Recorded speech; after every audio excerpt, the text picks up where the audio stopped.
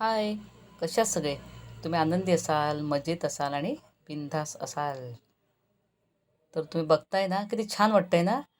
ही आहे माझ्या माहेरची नदी. तर हे बघा, आता तिचा बराचसा गाळा बाहेर काढला गेला होता, त्यामुळे ही अशी दिसते. कारण तेव्हा आम्ही जेव्हा लहानपणी नदीवर जायचो, कपडे पण धुवायला जायचो, मजा यायची. आणि असंच पोहायला पोहायला म्हणजे मला पोहायला येत नाही, मी तर डुबक्याच मारायचे, पण बहीण वगैरे माझी अशी पोहायची छानपैकी. तर शिरणीची आजूबाजूला झाडं आणि हे पाणी म्हणजे छान वाटायचं त्यावेळेला. आणि हा जो हे आहे ना डोंगर, हा मोठा होता, त्यामुळे मुलं याच्यावरून अगदी खाली उड्या मारायचे. आता बघा, हे वाहतं पाणी आहे छान. मुलं आंघोळीला आलेत, सुट्टीतनं आलेली मुलं. बायका कपडे धुत आहेत. आणि बघा, वातावरण छान वाटतं ना नदीच्या किनारचं. आणि बघा, वाहतं असं छान पाणी आहे, म्हणजे पाणीही भरपूर होतं नदीला आणि असतं दर मे महिन्यात. थँक्यू.